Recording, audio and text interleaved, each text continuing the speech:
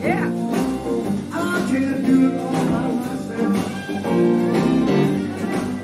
You gotta help me.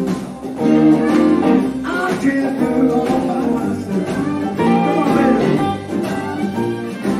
Come on right now. Don't wanna find no one. I might have to. All right. So as you saw, that was James Montgomery, and he is my special guest today. So welcome everyone in the South Coast tuned in today. Do me a favor, share this video. We're going to give away some tickets for the show this Saturday. So real quick, as an intro, James Montgomery Band, it's the 50th anniversary celebration. This Saturday, June 26th at the Kilburn Mill. Show starts at 7:30. Doors open at 6. $25, an excellent deal to come see James. So welcome, James. I appreciate it. Where you at today? Hey, I'm in Newport, Rhode Island. You know, my home for the last 20 years or so. Getting ready to go meet Grace Kelly for a little glass of wine.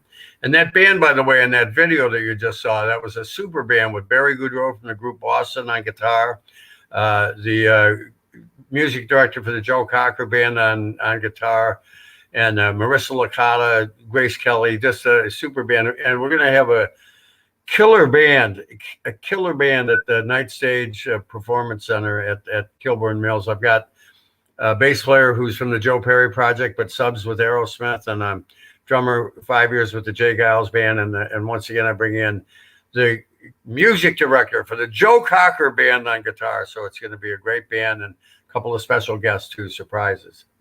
Yeah, I think you must be excited because 50 years in the industry, and last year and part of this year, you got shut down with COVID, right? So as a musician, you must have been jonesing for something like this, huh?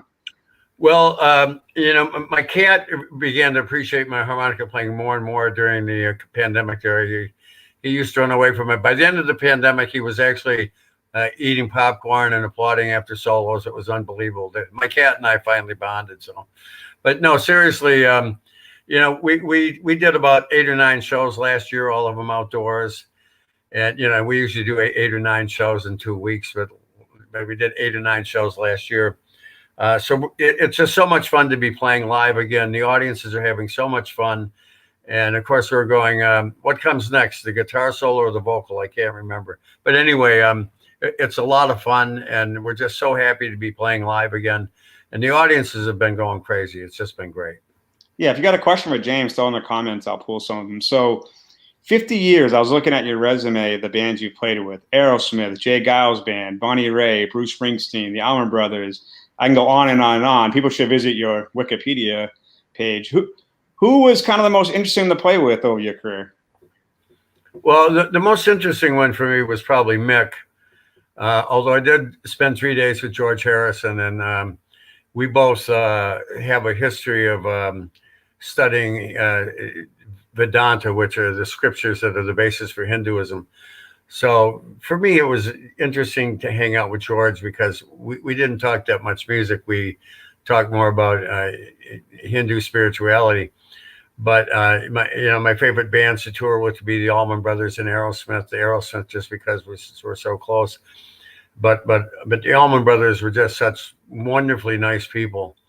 You know, they'd like come into our dressing room, have dinner with us, hang out with us, the whole thing. So it was great to hang out with them. But you know, I go back such a long way with these people. But the night I met Bruce Springsteen, he sold 75 tickets. That's how far back I go with him. Yeah, I was looking over, you know, as an interview prep, I was looking over some of your career. I've heard of you. My mom used to listen to you. I wasn't someone who really, you know, was someone who really grew up with you, but my mom did. And I was looking at, you started at Boston U. I love that. Thanks, by the way. But at least you didn't say your grandmother, but go ahead. But you started at Boston U, right? You were studying there, and your first break was Janis Joplin? Well, no. You know, that's the only thing on Wikipedia I gotta change. I worked with my first band that I worked with in Boston toured with Janis Joplin. But I was at BU. Within an hour of being at BU, I'd already found a guitar player to play with, and I did a gig with him 3 weeks ago, so we're still playing together.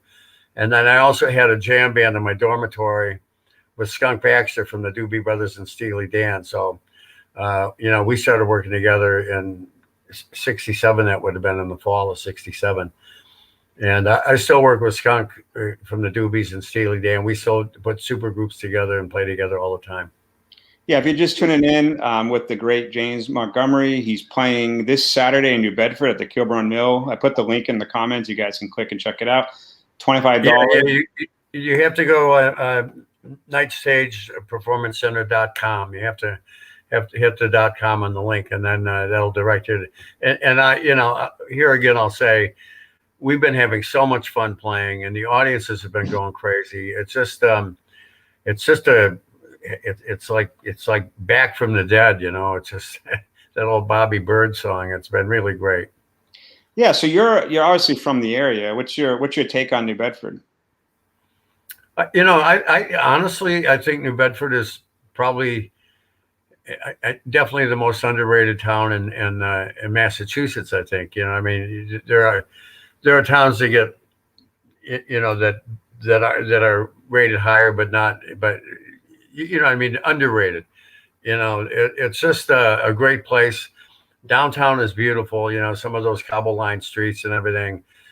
Great restaurants, and they're great places to play. And when they finish this Kilburn Mills thing, it's going to be a huge music destination. So New Bedford is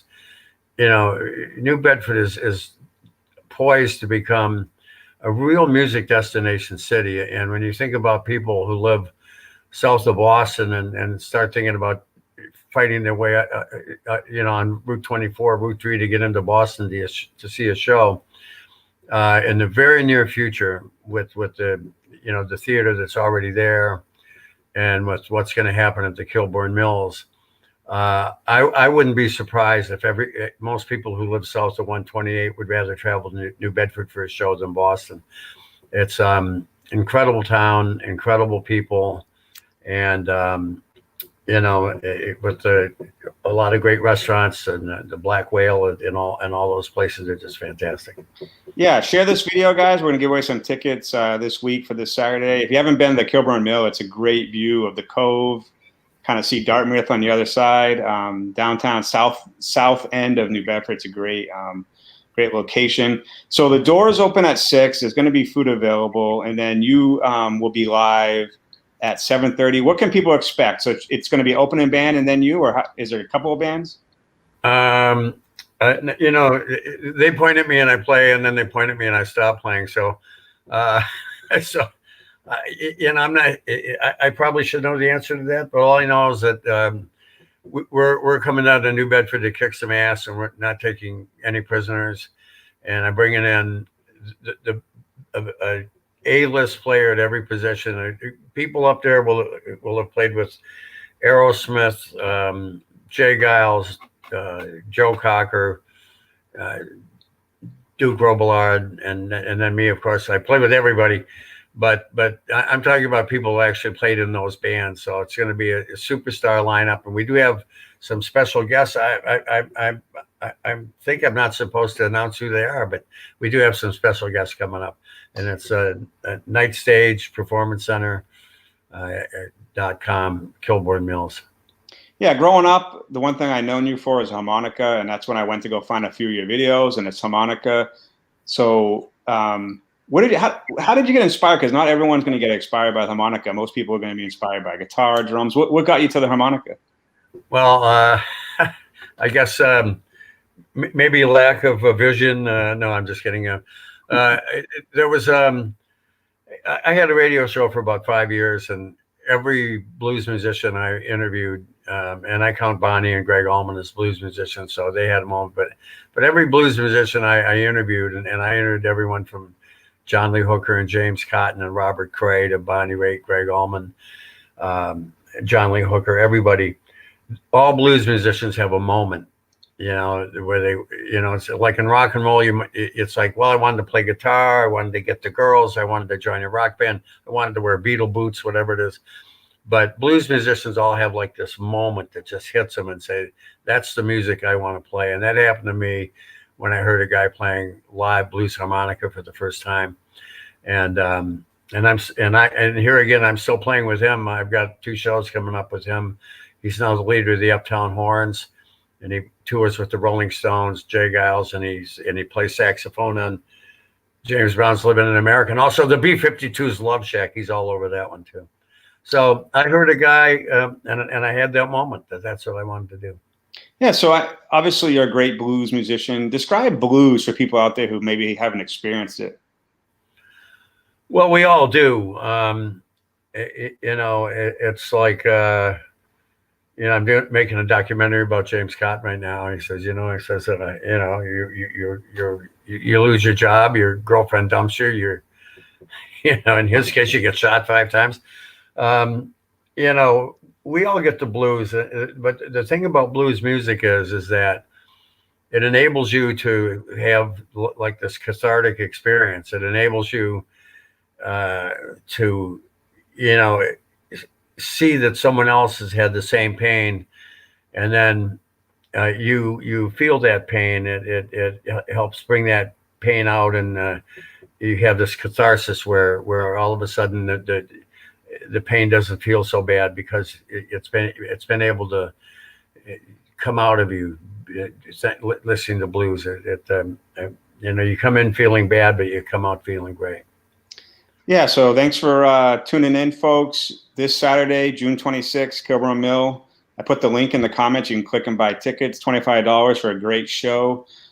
James Montgomery Band's the 50th anniversary, and you're going to see some, we can't break them here, but you're going to see some amazing guests. James has played with a long list of some of the great bands out there, and also he's a great musician as well. So thanks for tuning in. Thanks for joining me, James. I really appreciate your time. Hey, I really appreciate it. I super appreciate your help on this one, and helping to get the word out. I'll say it one more time. We're having an absolute ball playing music, and the audience is having an absolute ball listening to music. So we're going to continue that down in New Bedford when we kick ass down at the Nightstage Performance Center at the Kilburn Mill. So thanks for having me on. I really appreciate it. Yeah, I'm going to see you there. I'll see you Saturday night, James. Oh, cool. Glass of wine in the dressing room. All right. Thank you. All right. Take care. Okay, thanks.